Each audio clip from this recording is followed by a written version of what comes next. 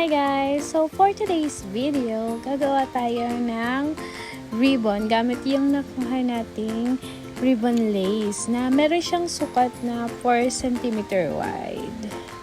So, ayan, pinapakita ko. Ang ganda ng quality niya kasi nakita nyo naman. So, ayan, bali 18 cm yung wide, tapos 15 cm naman yung lace. So, tinry ko siyang tahiin, pero dahil nga lace siya, so hindi naman effect. So, kinrumple ko lang siya. Ayan, tapos ilagyan ko ng tali. Para maganda naman siya, kasi pang back natin siya. So, ayan, cut. So, kailangan natin yan ng 4 pieces na ganyan.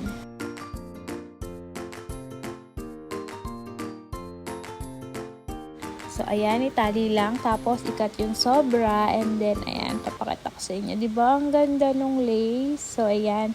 May nagawa na ako man yun. So, maraming tutorials nun. So, kailangan ko pa ng isang 8 cm.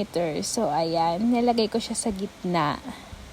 Para meron naman tayong accent sa ibabaw. Hindi lang naman makita sa likod yung lace. Meron din sa ibabaw. So, ayan.